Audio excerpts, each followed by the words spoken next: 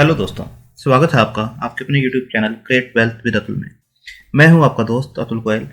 आज हम बात करेंगे एक पेनी स्टॉक की। पेनी स्टॉक जिसने काफ़ी अच्छे रिटर्न्स बना के दिए हैं। लास्ट ईयर भी हमने इसे काफ़ी लो लेवल के ऊपर रिकमेंड किया था और वहाँ से इसने काफ़ी अच्छे रिटर्न्स बना के दिए थे। कुछ बुल मार्केट था, बोलते हैं बुल मार्केट में गधा हो घोड़ा हो सब दौड़ते हैं, बट रिटर्न्स जिसने बनाया वो माना जाता है। और सबसे बड़ी बात है, अब ऊपर के लेवल से काफ़ी करेक्ट भी हो चुका है और कितनी करेक्शन इसके अंदर बनती है उसके ऊपर ही बात करेंगे। क्या ये अगेन वैसे ही रिटर्न्स हमें बना के दे सकता है, उसके ऊपर ही बात करेंगे। कंपनी के फंडामेंटल्स कैसे हैं, शेयर कैसा है, किस फील्ड से बिलोंग करता है, उसके ऊपर ही बात करेंगे। तो बात करते हैं पहले आज निफ्टी की। 16,498 यानी 16,500 से जस्ट नीचे बंद होते हुए नजर आया। 0.65% की गिरावट के साथ पूरे दिन ही ऑलमोस्ट ये प्रेशर के साथ ही काम कर रहा था आज। इसके बाद बात करते हैं पेनी स्टॉक की। पेनी स्टॉक सबसे पहले तो आपको बहुत ही अपने पोर्टफोलियो का छोटा साइज ही उसके अंदर रखना चाहिए और उसको ही लेना चाहिए जिसके पास जो है मतलब कि रिस्क लेने की कैपेसिटी थोड़ी ज़्यादा है और पोर्टफोलियो का सिर्फ 1% 2% तक ही उसके अंदर डालना चाहिए। जो पेनी स्टॉक्स हैं या मल्टी कैप जो छोटे स्टॉक्स होते हैं, और सेकंड है उसको भी डाइवर्सिफाइड करके डालना चाहिए कि पेनी स्टॉक्स में भी आप 4 से 5 स्टॉक लीजिए। कभी कोई स्टॉक चलता है और कभी कोई स्टॉक चलता है और एक लेवल पे पहुंचने के बाद उसमें प्रॉफिट भी बुक कर लेना चाहिए, क्योंकि इसमें कोई फंडामेंटल्स नहीं होते हैं। इसमें ऑपरेटर्स की गेम है, छोटी कंपनी या मैनिपुलेट अच्छी तरह होती हैं और उसके हिसाब से ही चलती हैं। इसके बाद बात करते हैं FCS सॉफ्टवेयर जो पेनी स्टॉक है आज मैं जिसे बताने वाला हूं। तो आप देखेंगे FCS सॉफ्टवेयर 5 मई 2093 की ये कंपनी है, नोएडा बेस्ड कंपनी है FCS सॉफ्टवेयर सॉल्यूशंस। अब एक दिन में आप देखेंगे आज एक अपर सर्किट में है 4.35%, मार्केट प्रेशर में थी, बीच में से निकलता हुआ भी नजर आया सर्किट से, उसके बाद फिर सर्किट में ही बंद होते हुए नजर आया 3.60 के साथ में। अगर हम 5 दिन की बात करें तो 3.60 के आसपास का ही है, और अगर 1 मंथ की बात करें तो ऊपर के लेवल से जैसे मैंने बताया काफ़ी करेक्ट हो चुका है 41% के आसपास। 6 मंथ की बात करें तो 148% के आसपास का रिटर्न इसने दिया है। ईयर टू डेट देखें तो 28% के आसपास का रिटर्न है माइनस में। 1 ईयर की बात करें तो 350% के आसपास का रिटर्न ये बना के दे चुका है। और 5 ईयर्स की बात करें तो 1340% के आसपास का रिटर्न ये बना के दिया है। तो देख सकते हैं ₹3.35 के आसपास, यानी ₹3.60 भी चल रहा है। तो 25 पैसे के आसपास का ये शेयर था। यहाँ पर आप देख सकते हैं 20-25 पैसे के आसपास का शेयर ये चलता था। 2020 में हमने यहाँ पर वीडियोज बनाए थे जब 45 पैसे 50 पैसे के आसपास चलता था दिसंबर के आसपास में, और उसके बाद से अच्छा एक मोमेंटम इसने पकड़ा है। और आप देख सकते हैं ₹8.30 का एक हाई इसने यहाँ पर बनाया है 14 जनवरी 2022 को। तो ये देख सकते हैं ₹8.30 का हाई है, लो जो है अब 60 पैसे का है। उससे पहले ये 25 पैसे 30 पैसे के ऊपर भी काम करता था। और मैक्सिमम रिटर्न देखेंगे तो बिल्कुल पेनी स्टॉक की तरह ही है, -60% के आसपास काम कर रहा है। आप देख सकते हैं ऊपर के लेवल से काफ़ी नीचे आया 2009 के आसपास से। तो बात करते हैं कंपनी के जो मार्केट कैप है 603 करोड़ के आसपास की अब मार्केट कैप बन चुकी है इसकी। ₹3.53 का स्टॉक है और ₹9 का हाई है। 0.59 जो है पैसे का इसका 52 वीक लो है।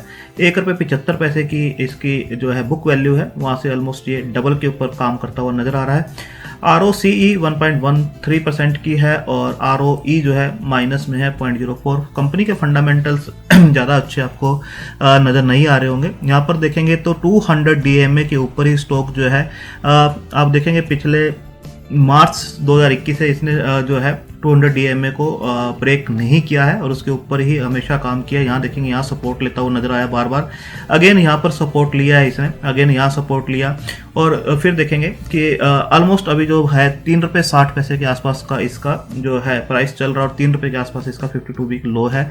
तो मतलब वहाँ आके अगर इसे सपोर्ट लेता है और वहाँ अकोमुलेट किया जाता है और कुछ पेशेंस इसके अंदर रखा जाता है तो बिल्कुल ये अच्छा रिटर्न दे सकता है छोटी क्वांटिटी के साथ। आप देख सकते हैं पिछले कई सालों में इसने नीचे के लेवल पर ही काम किया था, 25 पैसे 30 पैसे 50 पैसे। तो वहाँ पर भी अगर कोई 25 पैसे पे शेयर पे पैसा लगाता है और 50 पैसे 55 पैसे होता है तो वो डबल ही हो जाता है। तो छोटी क्वांटिटी में ही इसके अंदर पैसा लगाना चाहिए। कोई फंडामेंटल्स नहीं है इस कंपनी के ज़्यादा अच्छे। अगर सेल्स देखेंगे 2019 में पिछले 12 क्वार्टर्स की तो 11.5 करोड़ के आसपास की जो सेल थी वो अब घट के 8.13 के आसपास की। और जबकि आप देखेंगे शेयर का प्राइस जो है काफ़ी गुना हो चुका है नीचे के प्राइस से। तो 25 पैसे का शेयर 8-9 रुपये होना मतलब 30-32 गुना के आसपास हो चुका है।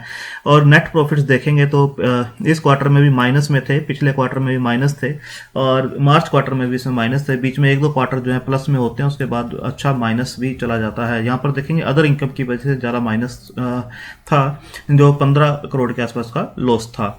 और ओपीएम परसेंटेज देखेंगे, ये काफ़ी वेरिएशन वाली है इसकी, -36% के आसपास यहाँ था, उसके बाद -77% के आसपास, और बीच में जो है 30-32% के आसपास भी काम किया है। अभी 11% के आसपास ये काम करते हुए नजर आ रहे हैं। तो रिजल्ट्स में काफ़ी फ्लक्चुएशंस हैं इसके, तो कोई स्टेबल रिजल्ट्स नहीं है, या ओपीएम परसेंटेज भी कोई स्टेबल नहीं है। अगर मार्च 2010 से 12 साल की कंपैरिजन करें तो सेल्स जो 271 करोड़ की थी वो अब 31 करोड़ की रह गई है। और आप देखेंगे 2017 के आसपास से ये 37 करोड़ 31 करोड़ इसके आसपास ही काम कर रहा है। कोई ग्रोथ कंपनी के अंदर दिखाई नहीं दे रही है। परसेंटेज की बात करें, 16% के आसपास जो ऑपरेटिंग प्रॉफिट मार्जिन इनके चला करते थे ईयरली, वो अब जो है 2013 के बाद से ही माइनस में है। और आप देखेंगे 2019 में कुछ प्लस आए थे 8%, उसके बाद अगेन माइनस हो गए 6%। 2021 में जरूर 16% प्लस के एक मार्जिन द्वारा आए हैं। तो यहीं से जो स्टॉक था भागता हुआ नजर आया है मार्च 2021 में, जब से ये जो रिजल्ट्स हैं ऑपरेटिंग प्रॉफिट मार्जिन जो है प्लस होने स्टार्ट हुए हैं। बट आप देखेंगे जो 31 करोड़ के प्रॉफिट्स किया करते थे, घट के जो है माइनस में -12 के आसपास है। टीटीएम भी -16 के आसपास अभी चलता हुआ नजर आ रहा है। और देखेंगे पिछले कई सालों से ही कंपनी जो है माइनस में ही चल रही है, जबकि इंटरेस्ट जो पे कर रहे हैं 1 करोड़ 2 करोड़ के आसपास का ही पे कर रहे हैं, यानी डेट इतनी ज़्यादा कंपनी के ऊपर नहीं है। अगर सेल्स की ग्रोथ देखेंगे पिछले 10 साल की जो है -21% है, जैसे मैंने आपको रिजल्ट्स दिखाए। प्रॉफिट की ग्रोथ देखेंगे 5 साल में 15% के आसपास की है। ऑपरेटिंग प्रॉफिट मार्जिन जो है, जो ऑपरेटिंग प्रॉफिट है वहाँ पर जरूर थोड़ी सी ग्रोथ दिखाई दे रही है, जो कि पॉइंट्स में ही है। और सेल अगर स्टॉक का प्राइस देखें CAGR में तो 23% के आसपास 10 साल में रिटर्न दी है, क्योंकि अभी इतना अच्छा इसका गैप 25 पैसे से 8 रुपये 9 रुपये तक गया है। तो पिछले काफ़ी सालों का इसने CAGR अच्छा बना लिया है। अगर कंपनी की बोरिंग देखें तो 24 करोड़ के आसपास की है, जो कि पहले बीच में से 8-9 करोड़ के आसपास हुआ करती थी, अब 24 करोड़ के आसपास की है। और रिजर्व जो है 128 करोड़ के आसपास के हैं। अगर हम बात करें फिक्स एसेट की तो 202 करोड़ के फिक्स एसेट भी हैं।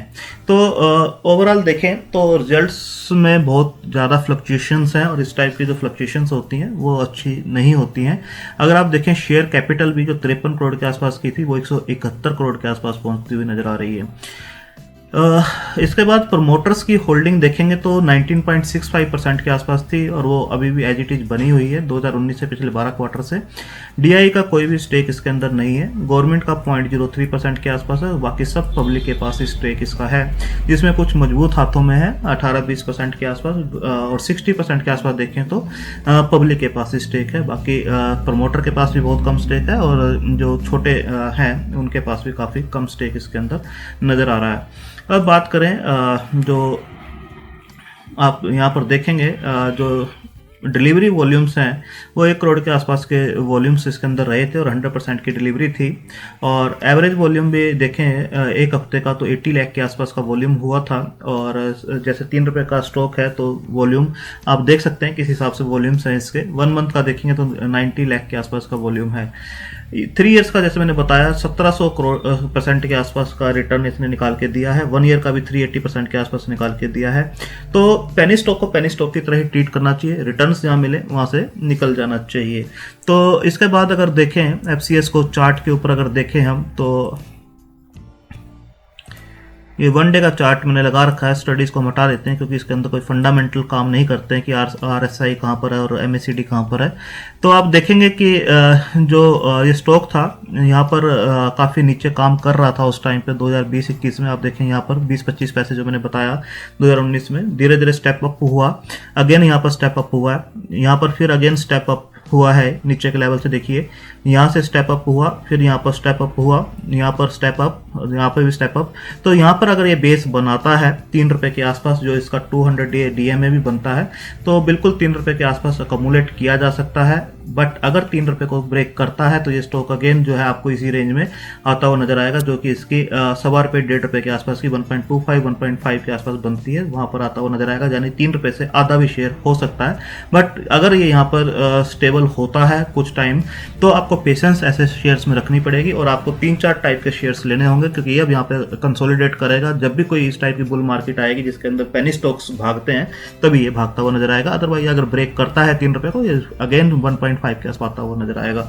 तो आप अपनी रिस्क टेकिंग कैपेसिटी के हिसाब से, टाइम फ्रेम के हिसाब से और अपनी फाइनेंशियल पोजीशन के हिसाब से अपने फाइनेंशियल एडवाइजर से डिस्कस करके ही इस स्टॉक को कंसीडर कीजिए। काफ़ी रिस्की स्टॉक होते हैं, तो काफ़ी बड़ा पैसा इसके अंदर नहीं डालना चाहिए। पोर्टफोलियो का आधा 1% ही पोर्टफोलियो का जो है छोटा से छोटा हिस्सा इसके अंदर डालना चाहिए। थैंक यू, धन्यवाद।